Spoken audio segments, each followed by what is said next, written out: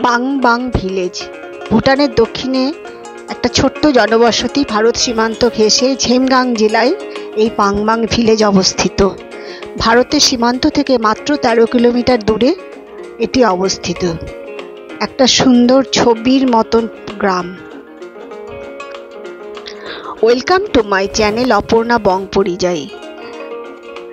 এবার আজকে আমরা মানস ন্যাশনাল পার্ক শেষ করে ওই রাস্তা দিয়েই চললাম পাংবাং ভিলেজে। এত সুন্দর গ্রামটা, একটা ছোট্ট গ্রাম, ছোট ছোট বাড়ি রয়েছে, ভুটানি বাড়ি যেরকম হয় সেরকমই। ছোট্ট একটা দুটো দোকান রয়েছে যেখান থেকে সমস্ত গ্রামটা কেনাকাটি করে। একটা সুন্দর স্কুল আছে যেটা দেখতে সেই থ্রি ইডিয়টসের যে স্কুলটা ছিল ঠিক ওরকম লাগলো, বেশ ভাল লাগলো। একদম ছবির মতো ফুল, নানান রকম অর্কিড ফুল, কমলা লেবুর গাছ, অসম্ভব সুন্দর পাহাড়, ঝর্ণা। আর থাকার জন্য দু একটা কটেজ আছে, বিশেষ জায়গা ওখানে নেই, যাওয়ার আগে বুকিং করে যেতে হয়, অনলাইন বুকিং ওরা নেয়।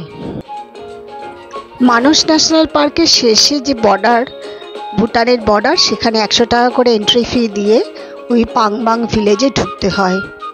আপনি ইচ্ছা আমরা সেই দিনই ফিরে এসেছিলাম, সবাই সেটাই করে, কিন্তু আপনি ইচ্ছা করলে ২৪ ঘন্টা ওখানে কাটাতে পারেন।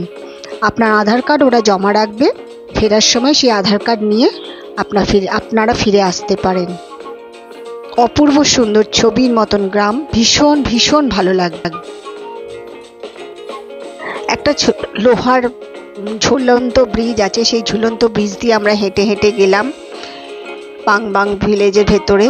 আবার ওখানে একটা কংক্রিটের ব্রিজও আছে, সেই ব্রিজ দিয়ে গাড়িটা গিয়ে আমাদের ওই ঝুলন্ত ব্রিজটা ক্রস করার পর তুলে নিয়ে পাংবাং ভিলেজে নিয়ে গেল আর কি। খুব সুন্দর, একদম ছবি, মানে বলে বোঝাতে পারবো না কি সুন্দর জায়গাটা। অবশ্যই মানস ন্যাশনালে গেলে বা যদি সম্ভব হয় পাংবাং ভিলেজটা ঘুরে আসবেন। ওখানে থাকার জন্য কিছু জায়গা রয়েছে। যানবাহন বলতে ওই নিজেদেরই গাড়ি বুকিং করে ফরেস্টের গাড়িতেই ওখানে যেতে হবে। আর যদি ওখানে থাকতে চান তাহলে সেইভাবে বুঝে আপনাকে কন্ট্যাক্ট করেই যেতে হবে।